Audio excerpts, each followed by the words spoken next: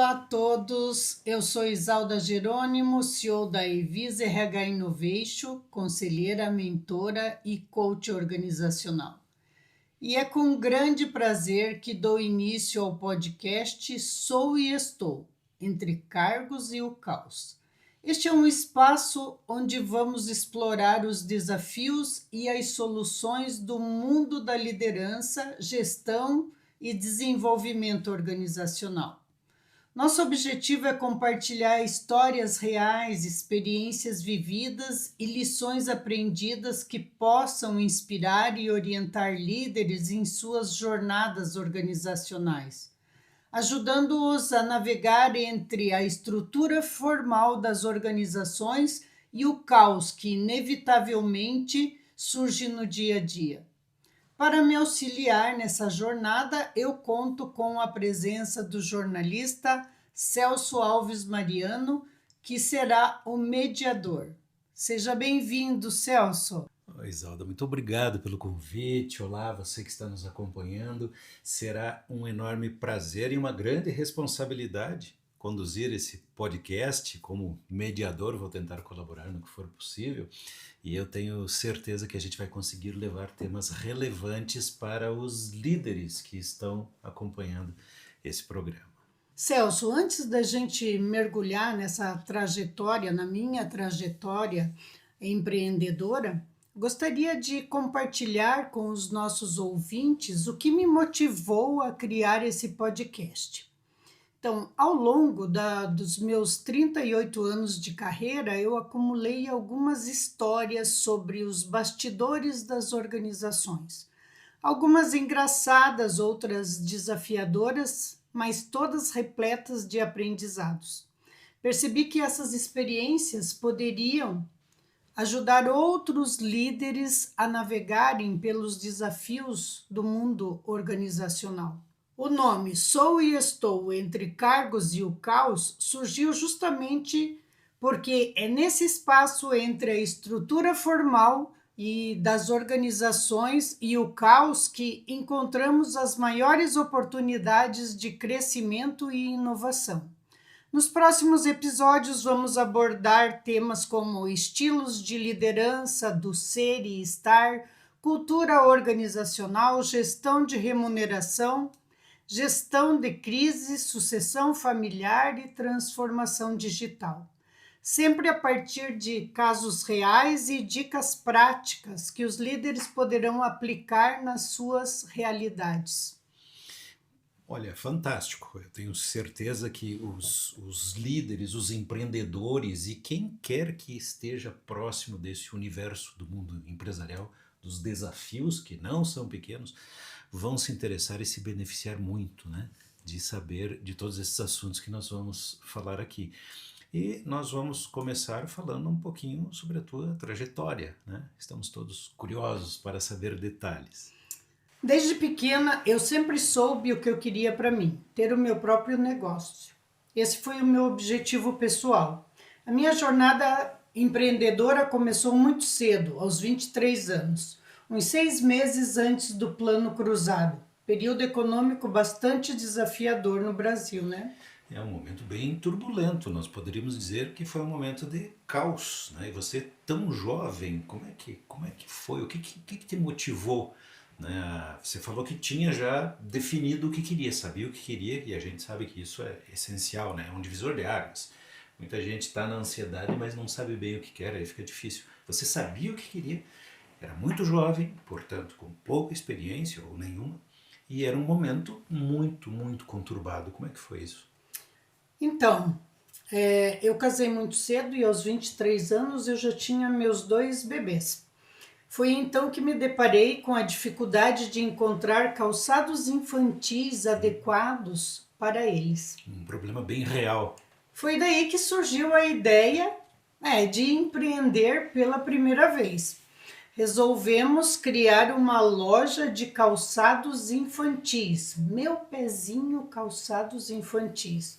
Uma loja com um conceito diferente, sofisticada, inovadora, com playgrounds interno e cadeirinhas né, para as crianças, para os bebês, onde as mães pudessem, né, conciliar o provar o sapatinho no pezinho do bebê e tê-los à vontade.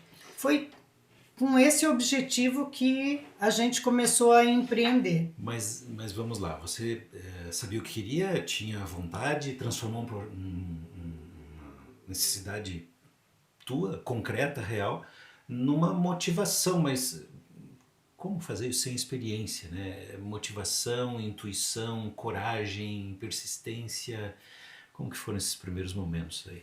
Decisão Então, difícil, hein? mesmo sendo jovem, a gente começou a esboçar no papel. Lógico que até então, né, meio na intuição, mas colocar no papel o que nós queríamos. Esse conceito diferenciado, como iríamos fazer e comprar o primeiro estoque. Então, planejamos de, num primeiro momento, ir conhecer os nossos fornecedores pessoalmente. Então, a gente montou um roteiro, fomos conhecer a Bibi, que existe até hoje, Calçados Bibi, Ortopé, né? E dentro da Ortopé surgiu, né, ou seja, consolidou a nossa ideia de montar um playground, porque eles também tinham um playground interno dentro do showroom. Uma loja tão inovadora, né? E já com uma ideia mais inovadora ainda, que era um local para as crianças brincarem. Nós fizemos um planejamento meio que, digo assim, hoje, tendo toda a minha experiência, eu considero que um planejamento até meio amador, mas colocamos no papel valor, investimento, quanto que a gente tinha de capital para investir num primeiro estoque, quer dizer, na construção da loja, com todo esse arsenal que a gente tinha idealizado e colocamos em prática. O maior dificultador foi que 6 meses depois de nós termos montado a loja, veio o plano cruzado. Puxa vida. Aí sim é que chegou o caos. Mas e aí? Aí sim que como chegou prosseguir? o caos. Então, tivemos que nós, assim como vários empresários, tivemos que nos reinventar. Então, uma parada, né, um stop para pensar, para refletir. O que vamos fazer agora? Vender o negócio, sendo que não dava para alterar preço, né, como todo mundo sabe. Houve um congelamento, né? Houve um congelamento, então a gente tinha que analisar os prós e os contras e ver se iríamos vender o negócio, fazer uma fusão e implementar alguma coisa que fosse viável para a sustentabilidade do negócio. Eu imagino que esse ponto crítico aí da tua história, um momento tão delicado, trouxe muita experiência, muito aprendizado, que provavelmente você leva até hoje, né? Com certeza. A gente fez, a melhor alternativa na época foi fazer uma fusão com a minha sogra, que tinha também uma confecções de vestuário feminino. Então Já fizemos. tinha um negócio. E aí, A fusão. alternativa foi fazer essa fusão. Então, o que ficou de aprendizado lá de trás?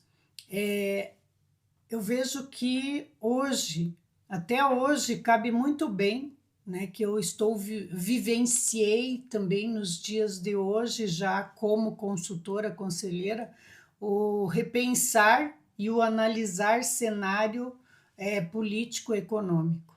Fundamental, né? Para saber em que terreno estamos pisando. Para implementar, né, principalmente se a gente tiver num ano eleitoral, eu acho que assim, a primeira coisa que o empresário tem que fazer, e Você eu diria aprendi... que esse é uma das lições principais para quem vai Analisar empreender. o cenário político, econômico, a economia é fundamental, na minha opinião é fundamental, né? Outro item é para você tomar qualquer decisão rápida, né? Então, assim, naquele momento caótico, como se falou, em momento, em caos, a gente tinha que pensar Tem que ser rápido. e tomar decisões rápidas, porque senão você estava fadado a falir literalmente, né? Uma vez que tudo estava congelado. Essa fusão de dois negócios familiares deve ter sido bem desafiador. Eu imagino que mentalidades diferentes, até pela diferença da idade. A tua sogra, muito mais velha que você e com muito mais experiência que você.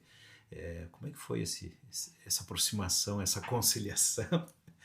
Então, trabalhar dentro do mesmo ambiente, né? Embora as duas no varejo, mas minha sogra com experiências, né? Também como administradora de outros negócios, a gente conseguiu separar muito bem os papéis, né? Os Que é papéis, isso é outro fundamental, uma fator grande fundamental, né? lição e colocar diretrizes, né? O que até onde ia o papel de cada uma e como nós iríamos atuar, né, nessa fusão, uma trabalhando com confecções e outra com calçados infantis, então implementamos algumas melhorias, criamos digamos assim, um estatuto interno, né, com as diretrizes, normas e regras, e o objetivo era comum, ter sustentabilidade dos negócios. Olha,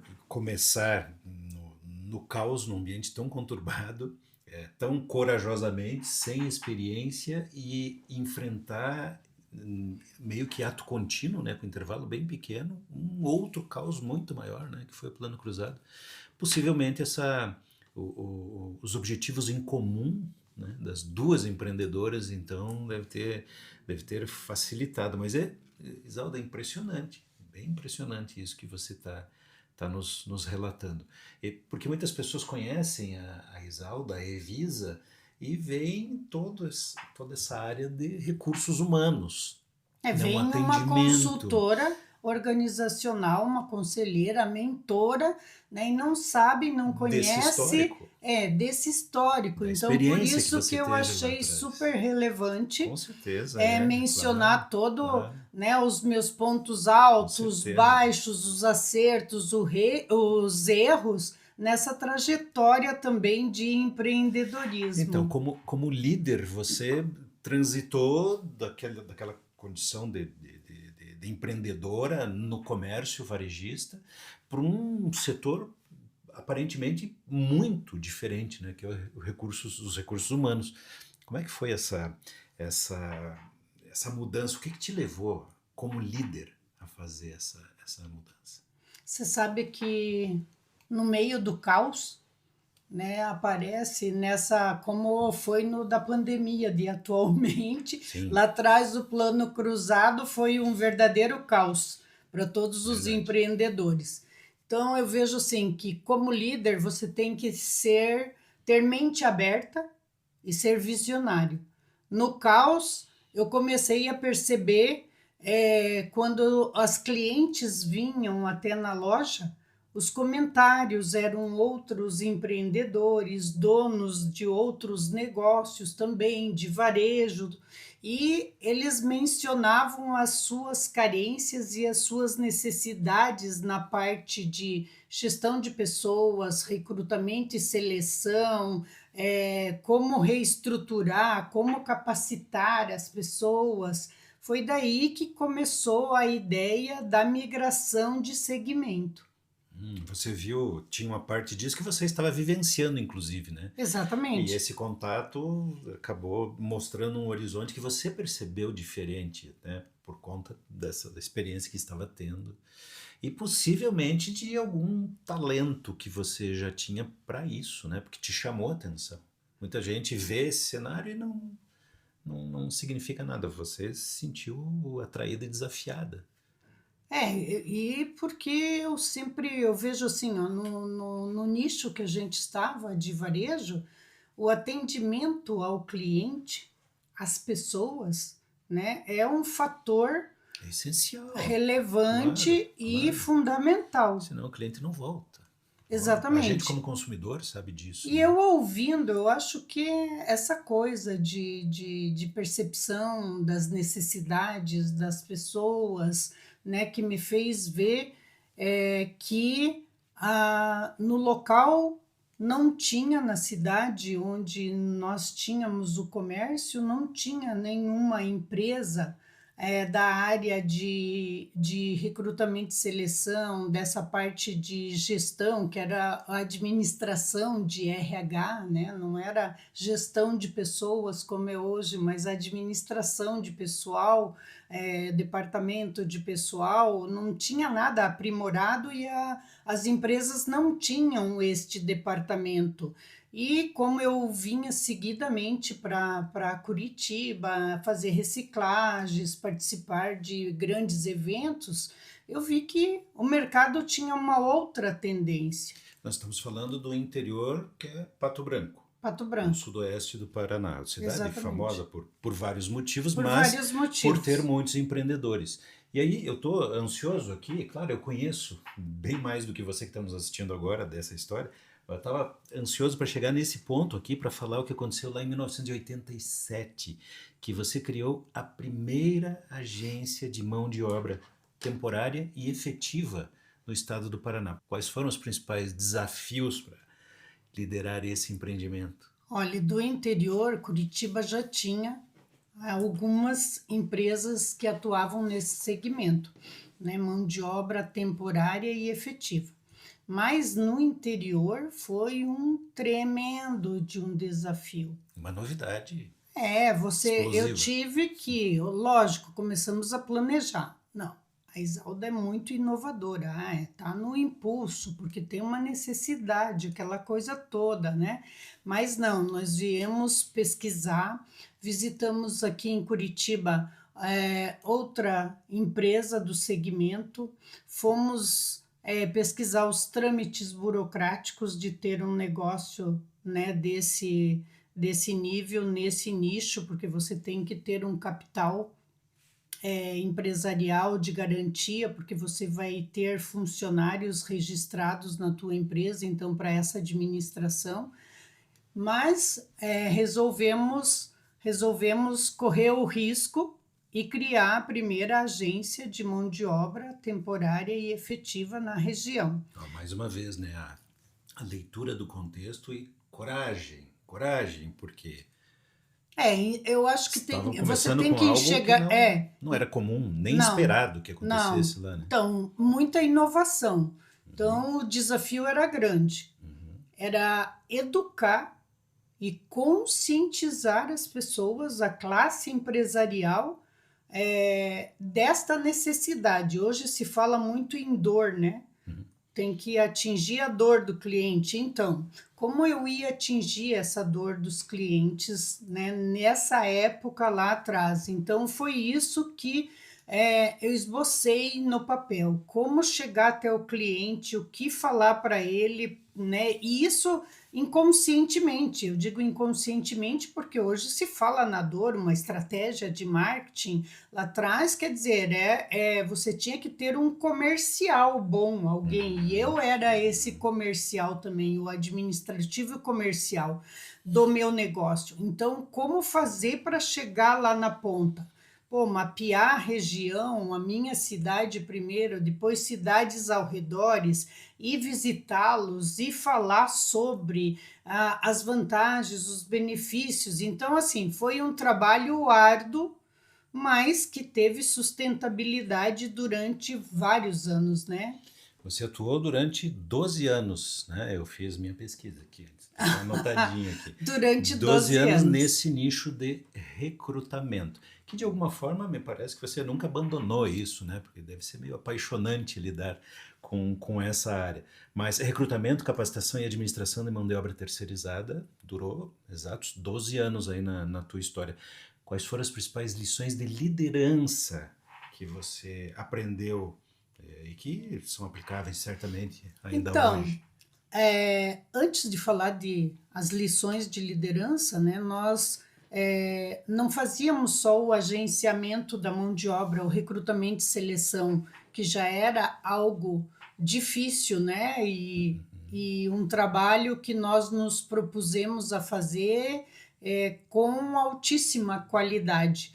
E nós capacitávamos as pessoas também, treinávamos as pessoas. Então, independentemente, é um condomínio quer pessoal capacitado para portaria. Então, íamos capacitá-los também, quanto ao atendimento, quanto à postura, montar manual. Então, ou seja, nós não só éramos uma agência de recrutamento e seleção, Mas mas de de preparo capacitação, dessa mão de obra. exatamente. E capacitação, então, recrutamento, seleção, capacitação e administração desses terceiros. Então ia de A a Z, né? Porque não se trata só de preencher aquela vaga. E nesse caso, além do treinamento, a administração, isso é admirável mesmo, porque é uma terceirização completa, né? Que era feita. É que na parte de agenciamento, eu sinceramente atualmente nem sei como está, mas a responsabilidade de uma agência de mão de obra temporária e efetiva, ela é corresponsável por aqueles funcionários terceiros que ela Colaboradores. aloca dentro do seu cliente, que é quem contrata. Então, automaticamente o desafio é enorme.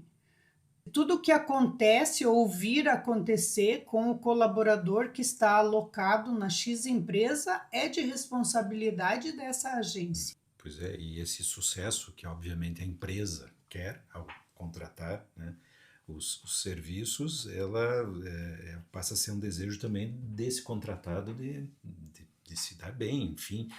Como que funciona essa questão da autoavaliação, por exemplo, como forma de aprendizado, que é uma das coisas que eu já li lá, né? Eu já sei que, que faz parte da estratégia da Evisa, é, a autoavaliação como uma forma de aprendizado.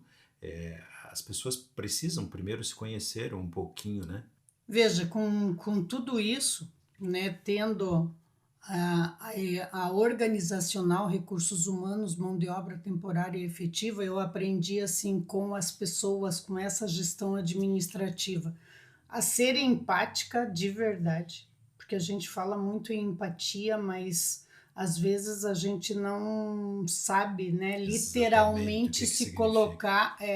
Eu aprendi a ter humildade, né? Não que não fosse, mas eu acho assim, ó, aprendi a ter humildade de me igualar àquelas pessoas que estavam lá no chão de fábrica, a sentir na pele as dificuldades que eles sentiam, a me comunicar de forma mais assertiva, né? Quando quando não é, não é, corrigir, dar colo, enfim.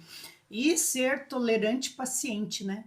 Porque Um longo é exercício. um exercício e assim, para fazer tudo isso, Celso, eu considero que um dos meus princípios de líder, para mim, é você fazer a tua autoavaliação.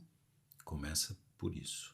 Se um dos meus colaboradores não está fazendo correto, peraí, será que eu estou capacitando de forma adequada? Será que eu repassei todas o conteúdo teórico, ensinei na prática, enfim. Então, você como líder, fazer uma autoavaliação a respeito de como está sendo a tua gestão, como está sendo a tua comunicação, na minha opinião, é fundamental você se autoavaliar para você conseguir avaliar o outro.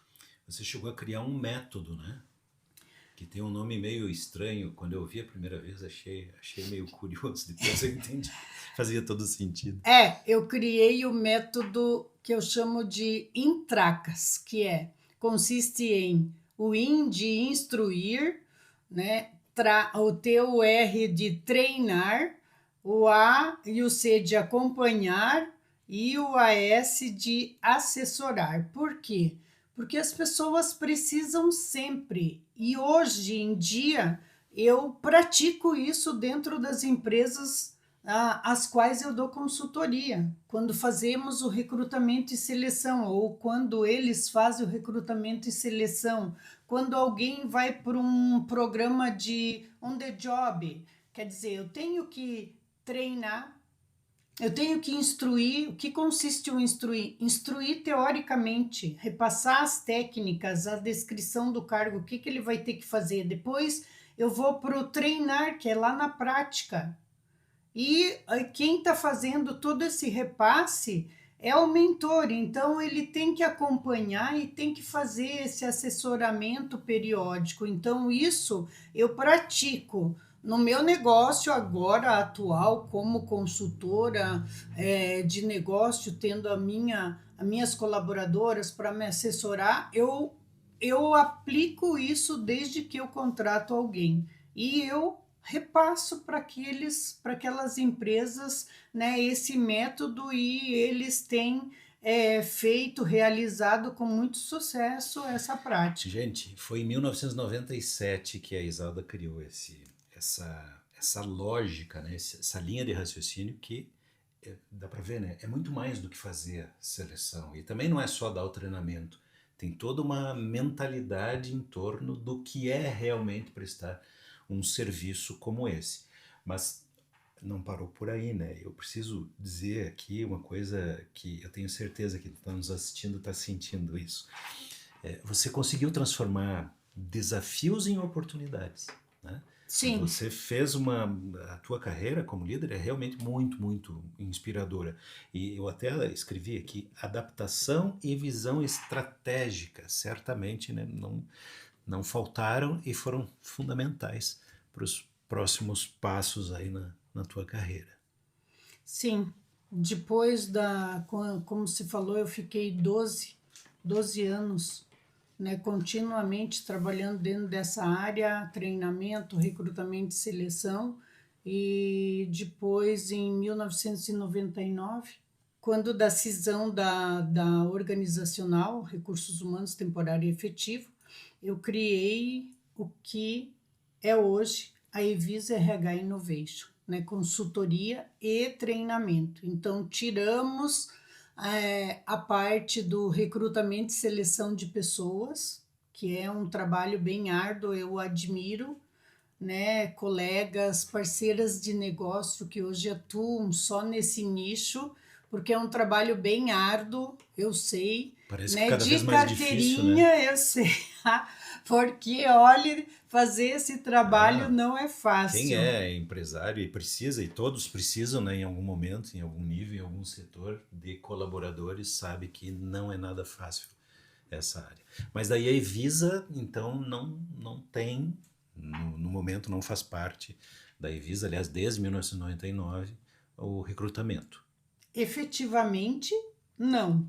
Mas, como eu tenho todo esse know-how, às vezes, na área de recursos humanos, que é né, a área que mais eu atuo em gestão de implantação de setores como um todo, estruturação do setor de RH, e daí entra todo o Treinamento, desenvolvimento ecossistema, humano. exatamente, recrutamento. Então, para recrutar o cargo de gestão de recursos humanos, eu tenho auxiliado Quer dizer, internamente as o pessoas a rec... fazer uma entrevista técnica, e como eu estruturo também o setor de recrutamento e seleção dentro das empresas, faz dando. parte do teu trabalho.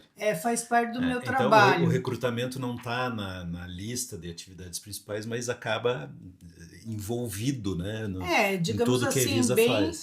bem pouco, porque é mais Sim, orientação, é sim. mais estruturação deste setor dentro das empresas, né? Porque o nosso foco é mais E estratégico. o que te levou a fazer essa mudança e dizer, não, na Evisa nós vamos focar no desenvolvimento humano, na gestão de pessoas, no treinamento? Porque eu fiquei muitos anos trabalhando como instrutora de treinamento, capacitação, e depois, aliás, a capacitação, eu como instrutora, facilitadora, né, veio lá em 1997 para 98, quando alguém me descobriu e me convidou, me convocou literalmente, não me, ele convidou convocando. É um articulador do Sebrae Santa Catarina, do Oeste, me ligou e disse: olha, Isalda, eu gostaria que você viesse me dar um treinamento aqui em tal cidade, né? São Miguel do Oeste. Eu falei: nossa, mas eu tenho o meu pessoal aqui, que são os instrutores, tem os psicólogos, né, que são os instrutores, Da facilitadores empresa organizacional. da empresa organizacional. Já estávamos, né, passando, eu com duas outras psicólogas, quando eu saí da organizacional, elas vieram comigo, então elas faziam parte da equipe nessa área do desenvolvimento humano. Eu queria repassar para elas o bastão, quer dizer, repassar não, ele que estava querendo que eu desse o treinamento. Em resumo, eu fui, acabei, ele me convenceu, ele foi tão persuasivo que me convenceu a eu ir ministrar o primeiro treinamento, né, de atendimento ao cliente. Será que ele está nos acompanhando aqui? Olha, com certeza ele vai saber que ele me convenceu a ir fazer esse treinamento. Gente, então ele disse assim: não, mas eu sei aí por fontes, por referência, que é você que monta as apostilas, conteúdos, essa coisa toda. Então, a gente gostaria que você viesse ministrar esse treinamento. Eu falei: poxa vida, tá bom. Aceitei o desafio, né? Sou movida a desafio, tá bom. Vou. Depois que eu aceitei, eu falei: ah, Isalda, por que você aceitou isso? Mas Mas faz olha, parte do teu perfil, né? Não resiste a um desafio. foi muito bom. Foi muito É, bom, que porque legal. eu vi através deste treinamento, né, de ser a instrutora, a facilitadora deste treinamento, que eu tinha conhecimento, que eu tinha habilidade para também atuar como facilitadora do processo de desenvolvimento humano. Então, isso consolidou essas outras frentes que eu tinha determinado como Evisa Recursos Humanos, consultoria e treinamento, para focar mais nessa área de desenvolvimento humano. Houve uma mudança aí que você estava 70% do tempo atuando como facilitadora e instrutora de desenvolvimento humano. Uhum. Depois, deu uma invertida, porque você passou a atuar 80% do tempo como consultora, como mentora, como coach. Essa palavra tão desgastada, né, nos dias de hoje, mas você efetivamente fazia isso, né, de forma consistente. Então, o que mudou? Você como líder, né, olhando para a história da Isalda, que foi também um momento de virada, né? O que te motivou? Ou onde que você encontrou motivação? Quando eu dei esse treinamento, só resgatando ali, eu comecei a dar outros e outros treinamentos. Eu fui desafiada e convidada a dar muitos treinamentos. Por isso que eu estava 70% da Evisa era treinamento. A Isalda, como facilitadora, como, né, instrutora de treinamentos, vários treinamentos, eu viajava muito dando treinamento. E, paralelamente, eu era convidada a dar consultoria. Todas as empresas, os empresários que faziam os cursos de Treinamento liderança contigo, comigo, desenvolvimento de queriam você equipe, como... formação, me Olha que convidavam interessante. para para ir fazer um diagnóstico na empresa e para ver como eles podiam se reestruturar, né, melhor dentro do conceito mais organizacional, de gerir pessoas, como eles poderiam fazer isso. E, em paralelo, eu fui começando a atuar como consultora organizacional e de negócios, e eu percebi que eu me senti mais útil e eu dava muito mais resultado Isso é a como paixão. como É a paixão. consultora, né? Então, Você ou descobriu seja, uma nova paixão ali, né? foi assim uma coisa gratificante, né? O termo é Quando a gente faz o que gratificante. gosta. Foi muito gratificante eu repassar conhecimentos e ver que as pessoas, como consultora, as pessoas praticavam aquilo, colocavam em prática. Lá vem o Intracas, eu podia acompanhar, assessorar o processo de desenvolvimento e crescimento das pessoas e das organizações. Então, assim, eu me senti muito útil.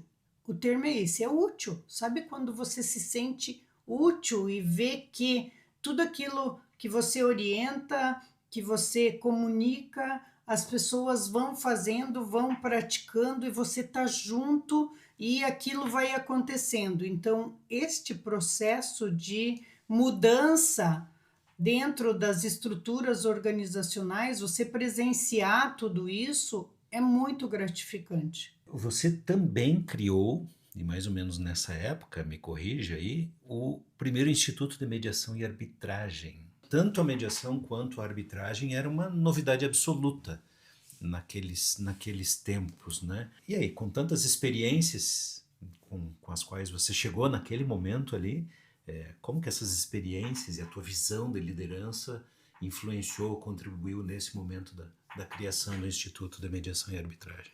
Eu fiz uma capacitação, a formação em mediação e arbitragem em 97. Tanto a mediação quanto o coach, que daí eu fiz em 2001, mas por que relacionar o coaching aqui?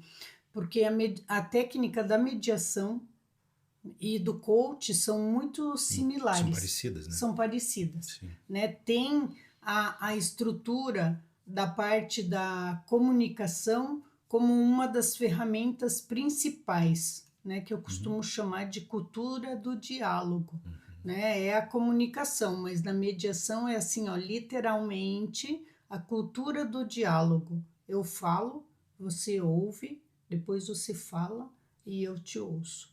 Então, eu consigo te compreender, te entender e analisar aquilo que eu estou ouvindo.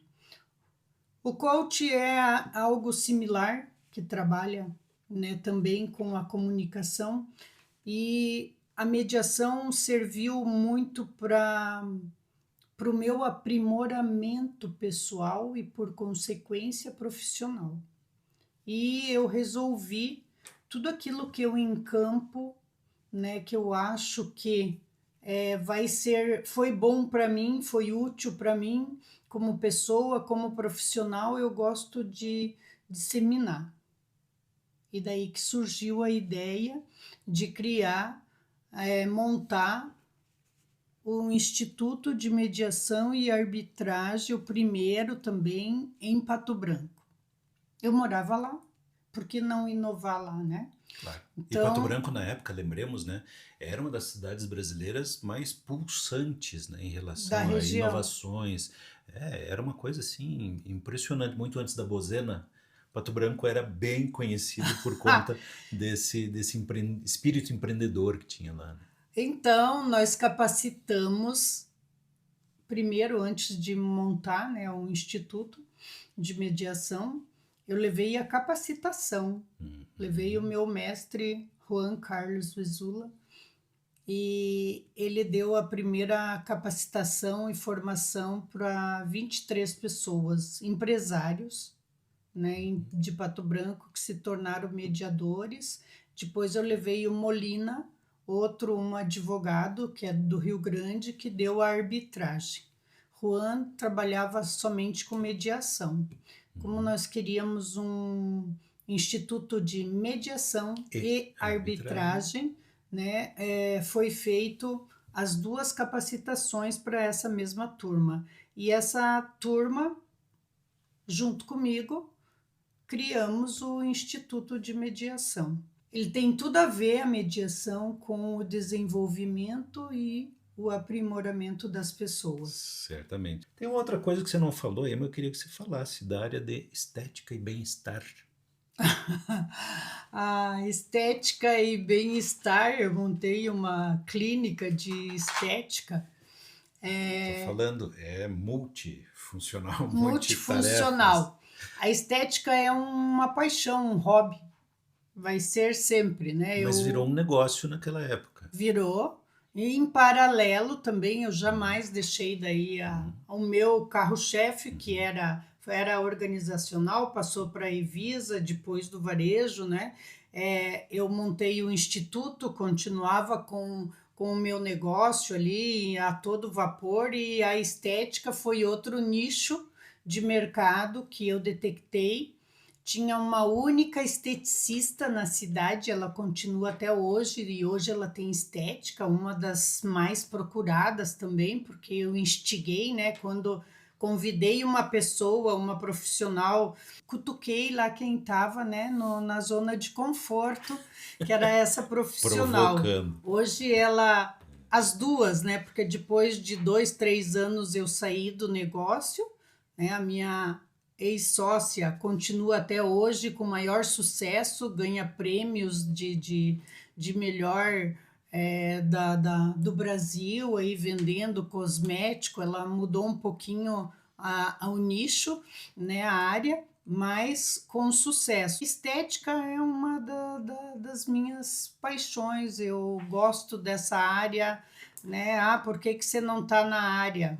Porque o gestão de pessoas, o gerir pessoas, o ser conselheira, o ser mentora me dá muito mais prazer. Eu tenho certeza que ela vai dizer depois, nas outras conversas que teremos ainda nesse episódio e nos próximos, o que essa experiência na estética, que é uma paixão, é evidente que o olho dela brilha, né, quando fala disso, o que dessa experiência contribuiu para as outras fases. E falando em novas fases, eu anotei aqui também que entre 2016 e 2017, a Evisa deu um passo extremamente ousado. Faz parte, né, da tua história e esse espírito de inovação, criando o Evisa PCCS Online. Uma solução all-in-one, né? Tudo numa ferramenta só, totalmente online. Isso realmente foi muito, muito impactante. Que desafios de liderança você enfrentou, né, para liderar essa transformação? Como é que você lidou com esse desafio? Olha, a ideia de criar um software, né? Nós não somos fábrica de software, gente. Nós somos uma consultoria de recursos humanos especializada, né, nos ecossistemas de recursos humanos, mas para agilizar todo o processo, todo o nosso processo interno de sair do artesanal, de fazer todos os nossos projetos em planilhas Excel, Axis, e ter todo um trabalho extra para entregar para o nosso cliente. O meu sócio, que é um pouquinho mais novo que eu, ele resolveu, quer dizer, resolveu não, ele veio com essa ideia para mim: Isalda, vamos transformar os nossos serviços num produto também e criar um software. E eu, meu Deus, nós trabalhamos com gente, com gestão de RH, mas lá por 2015, um dia que ele tocou no assunto novamente, eu falei, topo. Diz ele, não, nem acredito no que tu tá falando. Sério, vamos fazer. Por quê? Porque eu acho que era o momento, achei que era o momento, né? Então ficamos 2015, 2016 na construção, né? Contratei pessoas, então o desafio de liderar, uma equipe terceira novamente. Eu já tinha lá na organizacional, mas totalmente diferente do que é Sim, você ter sim. um Mais um parceiro, desafio de líder, né? um parceiro terceiro que é PJ, que hoje Uhum. está muito em voga, né? É. Tem NPJs Uhum. trabalhando Prestando serviços. nas organizações, Uhum. exatamente. Uhum. Então, falei que sim. Gente, vocês não sabem o desafio desse empreendimento. Lembremos que, veja, a Evisa, naqueles idos ali, então, né, de 2010, por aí, já tinha sua metodologia funcional, já sabia operar, fazer todos esses trabalhos e fazia isso com as ferramentas disponíveis até então, né? Porque ninguém tinha pensado ou tinha experimentado, não que a gente saiba, né? Transformar isso num software. Então foi mesmo muito, muito, muito corajoso. Bom, e parece que deu certo, né? Porque esse sistema All-in-One para o PCCS, Plano de Carreira, Cargos e Salários, é utilizado até hoje. Aliás, né? Nos próximos programas nós vamos falar sobre a evolução, próxima versão aí do PCCS online. Ele foi um grande desafio quanto à construção e consolidação disso, o liderar equipes, né, terceiras. Então, é totalmente diferente Diferente, claro. do teu pessoal interno e mais, foi desafiador no sentido de que você, criador, com a tua inteligência intelectual, você tem que pôr tudo isso para o papel, para daí os programadores escrever de uma forma que eles entendam e que saia nesses códigozinho lá na ponta O que o você meu pensou, né? Você cliente, que desejava. são os RHs, os meus clientes, que atenda a essa dor, essa necessidade destes clientes. Então foi um desafio imenso. As estratégias de liderança tinham que ser finas, aprimoradas, porque este é um público, né, do mundo tecnológico, que eles têm uma leitura um pouquinho diferente daquelas, né, das pessoas, de nós que trabalhamos com os humanos, né, porque eles entendem aqui e vão lá escrever tudo aquilo num códigozinho, então assim, é Que nos você desculpem os compreender programadores, mas vocês que são da área sabem, há uma dificuldade mesmo de comunicação, né? É um grande uma desafio. dificuldade de comunicação. Claro. É porque a cabeça é diferente, a forma de enxergar. E que bom que tem essa diversidade, né? Você, por exemplo, com essa capacidade incrível de enxergar as oportunidades, os desafios, né? Porque é fascinante o que a gente está ouvindo aqui, né? A carreira da Isalda é muito fascinante.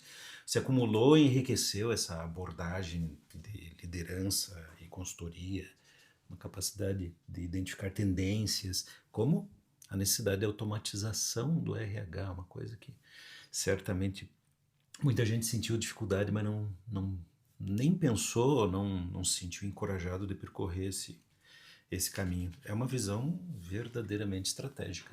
Vamos falar lá na frente, né? Hoje eu estou contando aqui um pouquinho da minha trajetória para que depois, né, as pessoas que nos assistem, os RHs, outros líderes, vamos falar de vários estilos de liderança, né? O sou e estou entre cargos e o caos não é assim, esse título não vem do nada, né? Ele tem um propósito. Então, aqui, né, eu trago algumas histórias da minha trajetória, da minha carreira como empreendedora, como gestora, como coach, como conselheira aqui, e vamos falar de vários assuntos, né, que estão totalmente correlacionados com a gestão da liderança, como fazer essa gestão,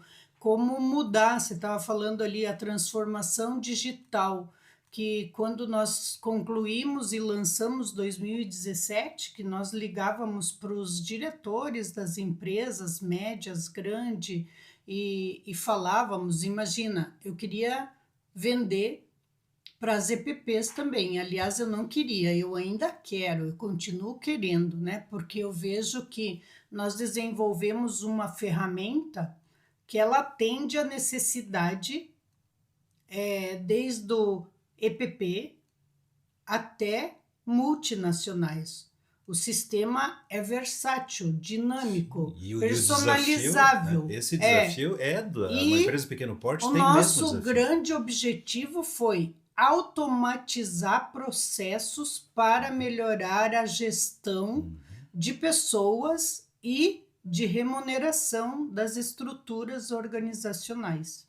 Então, os cargos todos que as empresas têm, tem que ter pessoas que devem estar adequadamente alocadas, né, nesses cargos.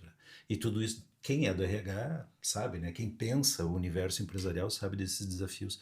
E fazer isso com o apoio de uma solução all-in-one na nuvem, né? Um software para fazer isso, deve ter sido um grande desafio comercial também, né?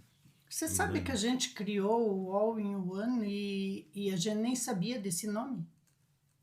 Depois é que trouxe. Ai, depois A minha de... solução é Não, eu acho all-in-one. que faz o quê? Faz uns 5 anos atrás, um pouco antes da pandemia, que veio o SaaS e o All-in-One, daí eu falei, peraí, nós temos isso, o nosso software oferece isso. Nós criamos num único software a nossa metodologia. E tem várias ferramentas lá, né? Por isso, E tem all-in-one, várias tudo em ferramentas um. dentro desse e que facilita a vida Sem dúvida. do gestor, do líder de recursos humanos. Sim. E quando saiu os nomes que são modismo, aí eu falei, peraí, o nosso sistema, a nossa ferramenta faz isso, gente. Muito bem, muito interessante. Vamos falar do autoconhecimento. Autoconhecer-se é super importante. Se você não conhece a si mesmo, como é que você vai perceber o outro, o membro da tua equipe, né? Como é que você vai perceber os pontos fortes e fracos do outro? Aliás, a gente tem o hábito de perceber o do outro ou de projetar no outro, né? Coisas que às vezes nós temos como falho. Falei lá atrás do autoavaliar-se e o autoconhecimento. Você tem que buscar isso, novos conhecimentos, estar atualizado, para você compreender melhor o outro, para você também ser fonte de desenvolvimento para o membro da tua equipe, para a tua equipe. Se conhecer impacta diretamente na capacitação dos outros, na minha visão. Cultivar uma cultura de feedback. Essa dica é importantíssima, né? Feedback contínuo. Contínuo. Por que você está salientando isso? Porque tem muita gente que diz, eu já dei feedback e daí pronto, e aí fico esperando, e daí vem frustração. O feedback não é um hábito, né? E muito embora as pessoas dizem que praticam o feedback, a maioria das vezes ela não pratica esse feedback efetivo, né? Já fiz coach, mentoria, capacitando individualmente as pessoas a técnica de como dar feedback. Estar preparada para receber o feedback. Também tem que saber ouvir, né? Receber. Porque nós não gostamos de ouvir ninguém feedback. gosta do puxão de orelha, né? E aí a gente tem a tendência, especialmente quando não tem essa cultura, né? Que é bem o que você estava falando, a pessoa nem entendeu bem direito o que está acontecendo e toma aquilo como uma crítica pessoal, às vezes, e é só uma questão profissional. Eu digo assim, alguns minutinhos. Chame a pessoa para dar feedback. Então, vejo o quão é difícil, porque eu costumo dizer, ó, pratique aquilo que você acredita. Eu acredito muito no feedback. Você tem que valorizar a pessoa, porque se você recrutou, se ela está trabalhando contigo, mas ela tem coisas ainda para performar, para melhorar. Mas se você não souber dar este feedback efetivo, né, automaticamente você não contribui para o desenvolvimento dessa pessoa. Então, assim, dar o feedback contínuo, criar a cultura, é estar contribuindo para o desenvolvimento da outra pessoa. Que é um objetivo do feedback, é efetivamente ser uma contribuição, né? Porque não é simplesmente um comentário solto, não é uma crítica vazia e tem que estar estruturado então dos dois lados, né? Quem vai dar o feedback tem que estar preparado, ter método, jeito de fazer isso, e quem vai receber também. Tem mais uma dica que a gente anotou aqui que é bem importante também. O investir no desenvolvimento dos outros líderes, de outros líderes. Preparar outros líderes. Tem líderes dentro das estruturas que têm medo de, eu tenho um membro da minha equipe que eu posso capacitá-lo. Mas eu vou capacitá-lo para daqui a pouco ele estar concorrendo ao meu cargo. Me substituir. E outra coisa que assim, quantas empresas você conhece que tem um plano de desenvolvimento de líderes? Se eu quero a minha equipe bem preparada, bem instruída, que me entendam, que compreendam o que eu quero, num repasse de informação, eu tenho que promover o desenvolvimento e o crescimento destas pessoas, porque senão eu não vou tê-los à altura, né, para me seguir. Então, assim, o líder que é líder, ele investe no desenvolvimento de outros líderes. Ele não tem esse medo de, puxa vida, amanhã depois vai tomar o meu espaço. Ele está enxergando outra coisa, né? Exatamente. É isso que a gente vai ver em outros episódios. Que ser ou o estar. Que é uma das diferenças, né, de ser líder ou estar líder. Mas isso é para outro, né, Celso? Outro episódio. Isalda, que preciosidade, clareza, objetividade, acima de tudo, aplicabilidade dessas dicas, né? Porque eu imagino assim que o que nós precisamos hoje nas empresas, o que os líderes atuais que estão nos assistindo precisam é justamente dessa clareza entre ter autoconhecimento, né, criar a cultura do feedback, ter essa tranquilidade e o método adequado de preparar novos líderes, porque o CPF se vai com muita facilidade, o CNPJ pode virar século, pode durar décadas. E quem está hoje líder não é ad eternum. Talvez a história de uma empresa que dure décadas signifique ter passado por lá vários líderes, e em diferentes setores, conforme a complexidade da empresa. Mas uma outra preciosidade que você falou aqui é essa questão das EPPs, né, nas empresas de pequeno porte. Elas também precisam desta ferramenta, desta tecnologia, desta metodologia, e elas não podem ser desprezadas, né? Porque a importância de empresas de médio e pequeno porte é inegável. Empreendedores que acham que porque o negócio dele é pequeno, não cabe ferramentas de automatização, não cabem algumas ferramentas, né, inovadoras da área de gestão de pessoas, avaliação de desempenho por competência. Quer dizer, se eu penso só em comercial, dinheiro, beleza? Tem que cuidar do dinheiro, né? Claro. Do financeiro. Mas eu não sei recrutar direito. Tem um alto turnover daí no meu comercial. Eu dei vários anos curso de empreendedorismo, saber empreender. Então, assim, eu também fui EPP, né? Quando eu montei lá minhas lojas no varejo, quer dizer, eu era um EPP. E não era essa sigla ainda, ou não tinha o ME, mas automaticamente eu era uma EPP. As EPPs acham que é o dono, que é o administrativo, que é o RH, que é o financeiro. Então, se ele se municiar de ferramentas automatizadas, ele vai conseguir fazer essa gestão aqui com muito mais facilidade. O que eu aprendi nesses 38 anos de carreira? Que a verdadeira liderança não está num cargo, mas está na tua capacidade de inspirar, desenvolver e transformar pessoas e organizações. Faz um tempinho que o lema da Evisa é desenvolver e aprimorar pessoas e organizações é o nosso core business.